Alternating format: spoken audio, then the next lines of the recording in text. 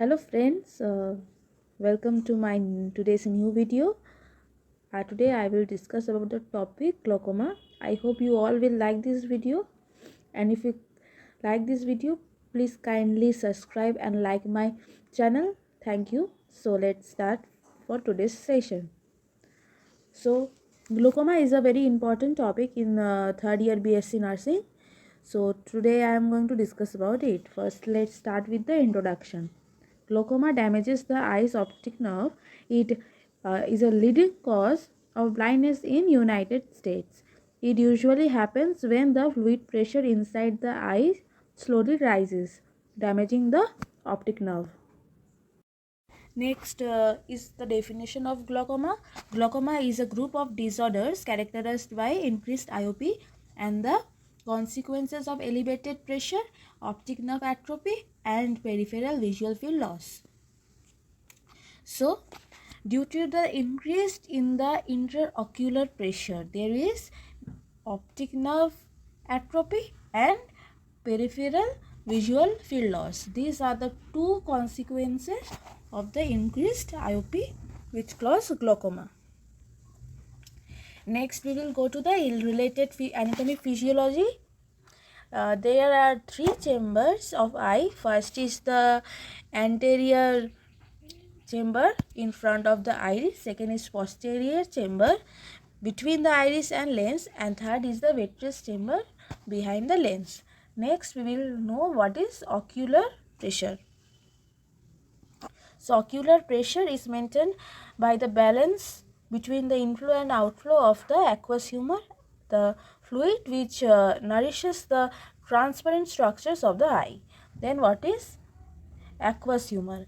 Aqueous humor is produced and secreted by the ciliary body, gland behind the iris of the eye.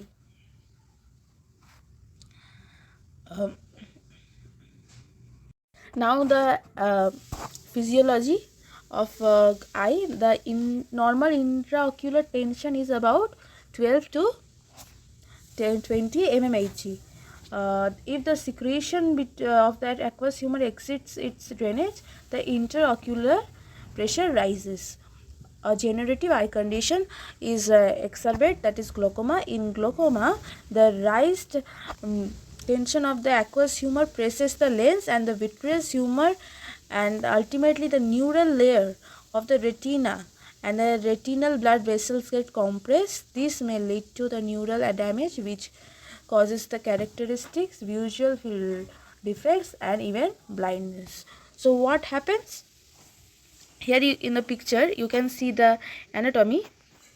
In normal eye anatomy, you can see this picture, but in glaucoma you can see the blocked trabecular meshwork. This gets blocked, and you can see the changes in the optic nerve. See, it has built up pressure, so there is some blockage in the optic nerve. I hope you have all understood. Next, we will move to the next slide.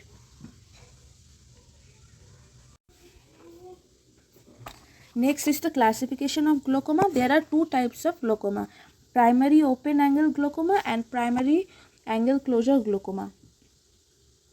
So first we will discuss about primary open angle glaucoma.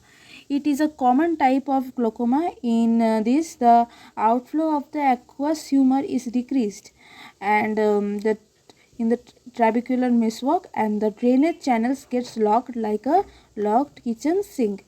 The damage to the optic nerve can then result. And in primary angle closure glaucoma, it is due to the reduction in the outflow of aqueous humor, then results from the angle closure. Usually this is caused by the lens bulging forward as a result of aging process. The angle closure may also occur as a result of pupil dilation in the patient with anatomically normal angles. Next, the risk factors. What are the risk factors that can cause glaucoma?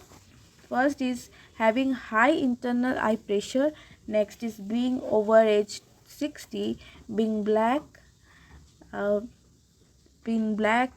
Asian and Hispanic, having a family history of glaucoma. Certain medical conditions like diabetes, heart disease, high blood pressure, and sickle cell anemia. Having corneas that are thin in the center, having extremely near or far eyesight.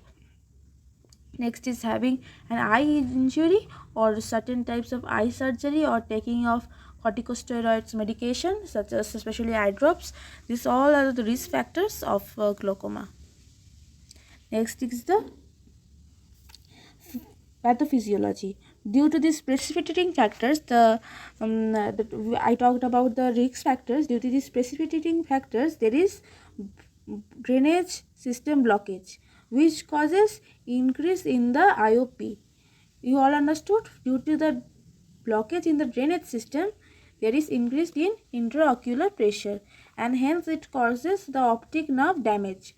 There is optic nerve damage which results in vision loss. This is the pathophysiology of glaucoma. Next is the clinical manifestation. Clinical manifestation means what are the after effects we can see in glaucoma. Open angle glaucoma. In this what we can see the patchy blind spots in your eyesight or peripheral or in the central visions, frequently in both eyes, tunnel vision, and in advanced stages we can see acute angle closure glaucoma. There is severe headache, eye pain, nausea, vomiting, blood vision, halos around the lights, and the eye redness. Now the complications there are chronic corneal edema. What is this? It is a swelling of the corneal dome shaped outer surface of the eye that helps us to see clearly. It is caused by the fluid buildup in the cornea. When untreated, corneal edema can lead to cloudy vision. Next is loss of central or peripheral vision, and last is the loss of vision or changes in vision. Next we will go to the next slide, that is diagnostics studies. Under diagnostic studies, first is history and physical examination we have to do. Next is the visual acuity pressure measurement. This is the visual acuity test to determine the smallest letter you can read in the Snellen chart. In the Snellen chart, we can the extent we can read the small letters. This is how the visual acuity measurement is done. Then is tonometry. Tonometry, it determines the eye pressure by measuring the tone and firmness of its surface. Next is ophthalmoscopy. This is a procedure to examine the optic nerve at back of the eye. Next is slit lamp microscopy. It is done with a microscope with a bright light used during the eye exam. The test reveal any signs of increased eye pressure which may indicate glaucoma. Then is gonioscopy, to examine the filtration angle of the anterior chamber. The purpose of this test is to examine the drainage angle and the drainage area of the eye. The last is the visual field perimetry. A perimetry test measures the all areas of your eyesight, including the peripheral vision. Then we go to the management of glaucoma. First is chronic open angle. Chronic open angle glaucoma. First is there is medical management and then is surgical management. Under medical management, we can use the beta adrenergic blockers. This decrease the IOP and the aqueous humor production. Then is alpha adrenergic blockers. These also decrease the aqueous humor and production and enhances the outflow facility. Next is cholinergic agent. Cholinergic agent, it stimulates the iris sphincter contraction, causing meiosis and opening of the trabecular meshwork, facilitating the aqueous humor outflow. Next is the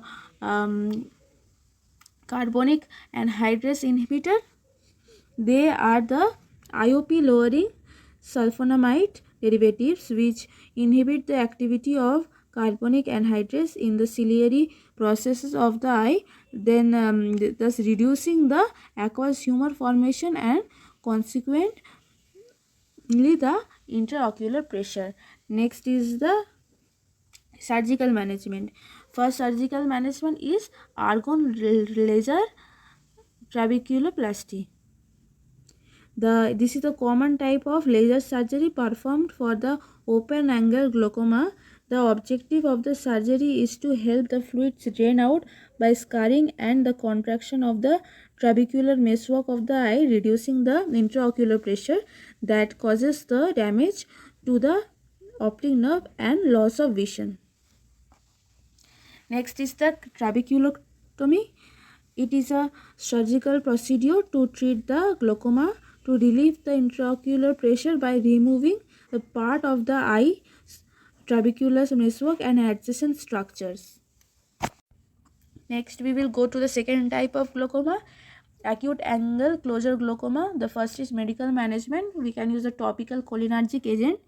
It stimulates the eye sphincter contraction causing myostosis and opening of the trabecular meshwork, facilitating the aqueous eye flow.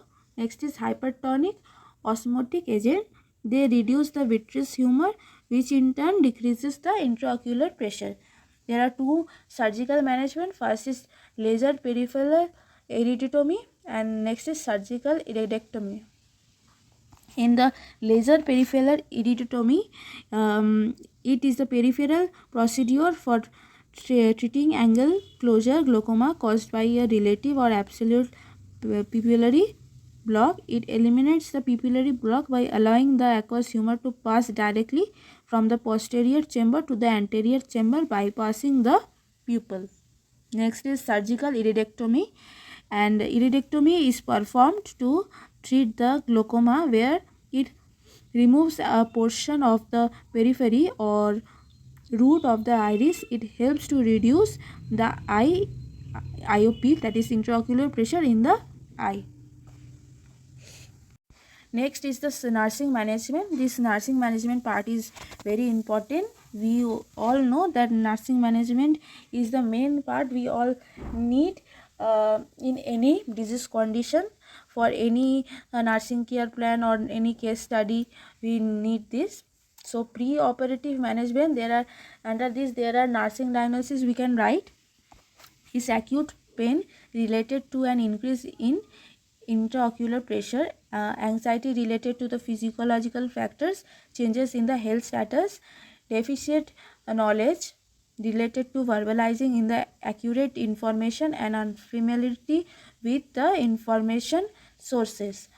Planning is the patient with the glaucoma will have no progress in visual impairment, understand the disease process and rationale for the therapy, and comply with. Next is the intervention of the nursing diagnosis. Assess the intensity and the location of the pain. Keep the bed in the 30-degree and or in comfortable position. Administer analgesic as prescribed. Encourage the patient to recognize the problem and expressing the feelings. Provide accurate information about the disease condition and the procedures. The post-operative management, nursing diagnosis are risks for injury related to decrease in visual field, risks for infection related to the surgical wound, and the insomnia related to the invasive procedure. Planning will be the patient with glaucoma will have no post-operative complication. Use all aseptic techniques while doing any procedure. Teach patient purpose, the frequency and technique of administering anti-glaucomic drugs. The intervention are the orient the client to the environment, arrange the room in a order the patient can walk around freely, wash hand before and after nursing actions, monitor the signs and symptoms of the systemic and local infection, provide the calm and quiet environment. Next we come to the end of the topic.